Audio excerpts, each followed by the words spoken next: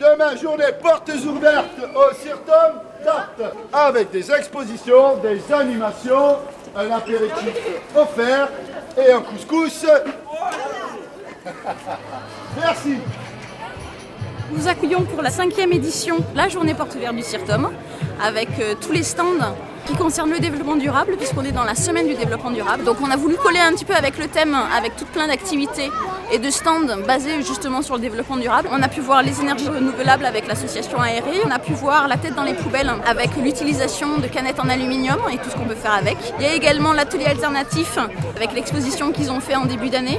Il y a également Madame Thierry Véronique qui fait plein de jolies choses en carton, en meubles en carton et tout ça. On a demandé également à des parents d'élèves de faire le couscous pour le repas de ce midi. Il y a également l'association Résilience qui est venue pour nous parler du lombricompostage, le stand sur les composteurs, la compagnie des bouchons, nouvelle association d'Île-sur-Sorgue. On a voulu qu'il y ait un impact au niveau des enfants, donc le service communication est passé dans toutes les écoles. Qu'est-ce que je peux dire d'autre? Une très très bonne équipe du Cirtum qui s'est montrée présente aujourd'hui pour nous aider et pour être à fond toute la journée. Tout va Tout.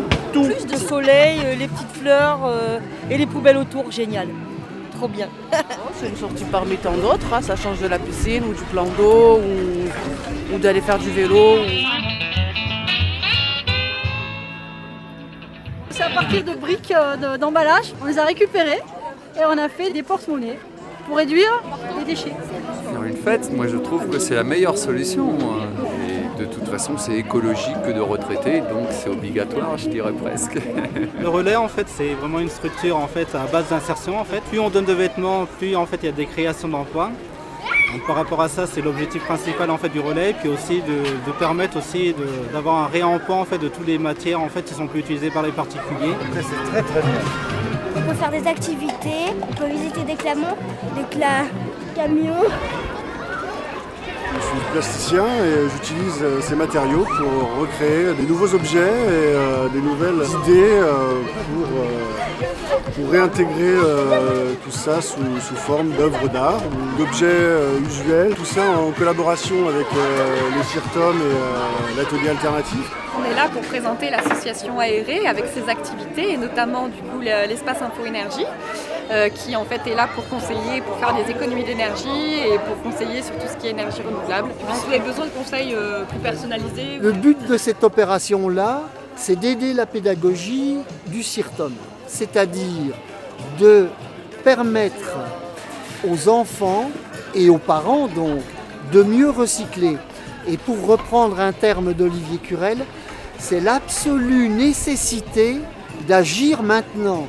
On a trop pris de distance avec ça. On a le droit de toucher. Vas-y ma chérie. Allez.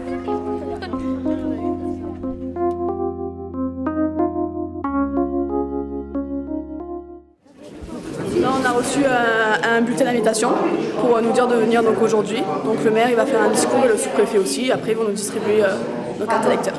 Je vais chercher ma carte pour voter plus tard. On va pouvoir un peu s'impliquer dans la vie politique, donc c'est toujours important. En vous remettant cette carte d'électeur, nous vous disons bienvenue. Bienvenue dans la vie de votre commune, de votre pays, la France, au sein de l'Europe. Vous faites désormais partie intégrante de notre cité, au même titre que nous tous. Vous êtes maintenant en âge et en droit d'ajouter votre pierre à l'édifice. Votre jeunesse est le ferment de la vie quotidienne et de la vie citoyenne. Une vie à construire avec des têtes pleines de projets et de rêves. Vos rêves et vos projets constitueront la République de demain. Voter à 18 ans, c'est certes exprimer un choix démocratique, mais c'est aussi ouvrir de nouvelles perspectives, c'est ajouter vos priorités, vos préoccupations au débat public qui précède inévitablement les votes. Il s'agira véritablement de peser sur les choix, sur l'histoire de collectivités, qu'elles soient grandes ou petites. Quand on peut voter, je pense qu'on met un pas dans la société vraiment. Ouais, je suis déjà intéressé, mais bon, au moins, là, je pourrais m'exprimer. Félicitations, bravo. Et surtout, il ne faut pas la placer dans la mettre dans un placard, il faut s'en servir. Allez, venez, on va faire une photo tous ensemble. Vous regardez ? Et ben ça, c'est magnifique, hein.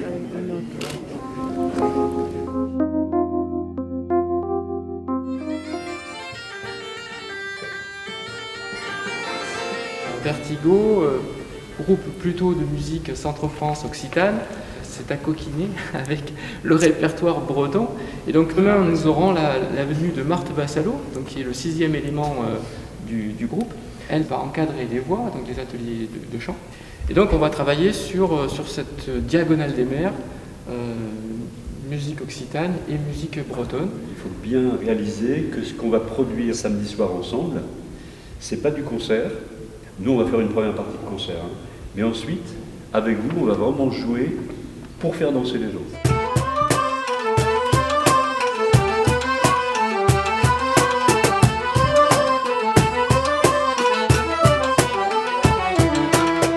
J'avais pas fait le stage de Brest, alors du coup j'ai fait le stage de Vertigo. Et voilà. Et tu galères ?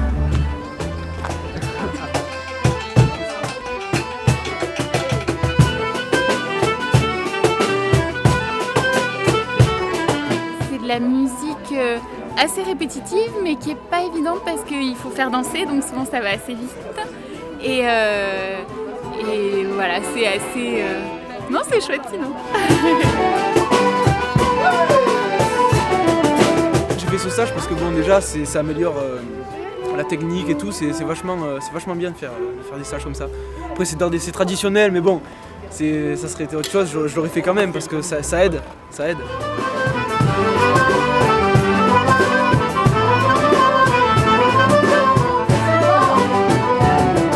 Le projet aujourd'hui, la Diagonale des Mers, c'est à la fois une rencontre entre le groupe Vertigo et Marthe Vassallo.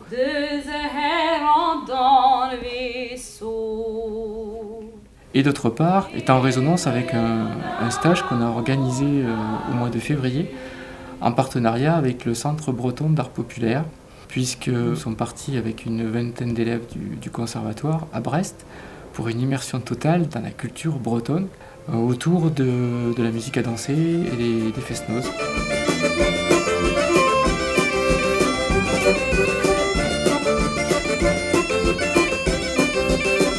L'important, c'est qu'il y ait un enrichissement et que la musique soit pratiquée, soit vivante, aussi bien pour les élèves que pour les enseignants et pour les artistes que l'on reçoit et avec qui on travaille, quoi.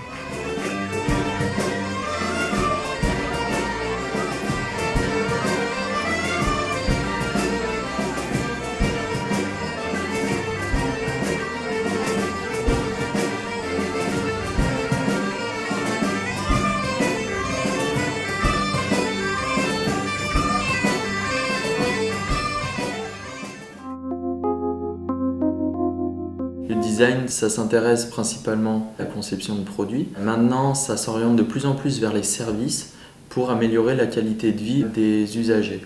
Donc c'est pour ça qu'il y a cette dimension sociale qui apparaît. Le stage est accompagné en fait d'un partenariat avec l'Université de Nîmes. Une fois par mois, des étudiants vont venir sur place à la mairie pour faire des ateliers. On a déterminé 3 thématiques. Ces thématiques sont l'attractivité interne de la ville, une autre sur les rythmes scolaires, comment s'adapter à cette nouvelle réforme, et enfin la visibilité des services publics pour améliorer leur qualité. La démarche que nous faisons avec la ville d'Apt, elle est dans le cadre du master d'innovation sociale par le design, dans laquelle on s'efforce de transférer les outils développés en design industriel, par exemple, dans le domaine de l'action publique, donc des collectivités territoriales. Un partenaire public a pour première finalité de satisfaire les usagers et les bénéficiaires du service public. Nous, en fait, notre travail, c'est aujourd'hui de rencontrer des associations, et ici le comité de quartier. On aimerait travailler sur le sujet des femmes monoparentales qui sont enceintes ou qui ont des enfants en bas âge et qui sont isolées, qui ont des problèmes, en fait, à la fois au niveau urbain, donc pour les transports, etc. Et au niveau social, donc si elles ont des aides ou pas, si c'est difficile de travailler en même temps avec les enfants. Et du coup, on aimerait avoir des informations sur, par exemple, s'il y a des foyers ici, des femmes qui sont seules, en difficulté. Nous, si on nous fait part de problèmes et tout, on va essayer de dépanner ces gens. On essaie qu'il y ait le côté amical, voisin, le côté solidaire, le côté familial. Une femme qui a des enfants, qui vit seule, tout ça, on ne peut pas s'ingérer dans sa vie privée, sauf si elle le demande, bien entendu. J'ai créé le comité de quartier donc en 1978 avec mon ami Besançon. Et le comité de quartier avait pour but de faire un travail pour l'amélioration de l'environnement du quartier, pour le bien-être des locataires, en partenariat avec les mairies, avec la région, avec le bailleur éventuellement, de façon à ce qu'on soit dans un cadre de vie des plus acceptables et des plus agréables. Ici, nous avons 6 studios de 2 personnes pour l'urgence, l'hiver. Après, nous avons 2 studios qui sont loués à 2 personnes seules, un homme et une femme. Nous avons en plus un mobil-home. Dans ce mobil-home, il y a une famille avec 3 enfants.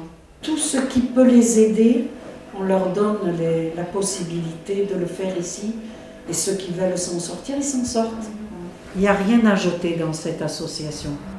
Du coup, on est venu vous parler, discuter sur la réforme des rythmes scolaires qui s'installe en ce moment. Je ne vois pas la correspondance entre améliorer le niveau des élèves et changer les rythmes. Je ne vois pas le rapport. Maintenant, si en 2014 on nous dit on travaillera le mercredi, forcément on travaillera le mercredi, il n'y a pas de souci. Vous rappelez qu'on avait fait ce qu'on appelle un World Café, donc une séance intense de discussion pour savoir quelles étaient les priorités qu'on pouvait considérer comme celles qui méritaient une attention particulière de la part de cet exercice, qui, je rappelle, est un exercice pédagogique et nous ne sommes pas un cabinet d'experts qui allons résoudre des problèmes sur lesquels vous travaillez déjà depuis longtemps. Il y a peut-être des activités mères plus enfants. Est-ce qu'il y a... On va exposer les résultats du travail de chacune des tables et il y a une décision importante qui va être prise à 5 heures, à savoir quel est le projet de quelle table qui va être retenu pour les 2 mois qui suivent, jusqu'à la fin du mois de mai. On a commencé la première partie du travail, de faire une cartographie des différentes situations. Et maintenant, chaque table va devoir défendre son projet. Oui. Je suis agréablement surpris par la qualité de leur réflexion, des outils qu'ils nous apportent dans la réflexion. Pourtant, on ne manque pas de temps de réflexion entre nous, entre élus et entre techniciens, mais là, je crois que c'est une belle avancée. C'est dommage parce qu'on avait nos agents techniques quand même. Et nos agents techniques, ils auraient pu être le matin à l'accueil à 7h30. Il y a vraiment de très bonnes pistes d'action immédiates et très concrètes. Ce ne sont pas des prestataires de services on n'est pas forcément dans la demande. C'est eux qui nous accompagnent, nous font profiter de leurs outils et encore une fois de cette chance que nous avons. Donc j'y retourne parce que leur tour.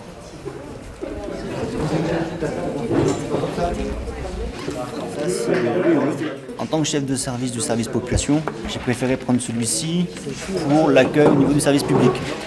Donc, comment améliorer le service public, comment recevoir les gens, les usagers. On a décidé de choisir 2 mots, mère, petit, et non pas maman, bébé. Mais là, on a essayé de trouver une situation qui est très courante, malheureusement, c'est les familles monoparentales. Sur l'idée, si la mère se sent en sécurité dans une ville, soutenue par des institutions, avec des loisirs pour le bien-être, son enfant sera déjà bien parti dans la vie. À la majorité, le thème qui a été retenu, donc, c'est le travail fait sur le service public au sens large du terme, même si ce premier travail est porté sur le service population. On va inviter les habitants, les habitantes, les associations et évidemment les agents, les élus et les experts du domaine à contribuer à la conception du service et du projet.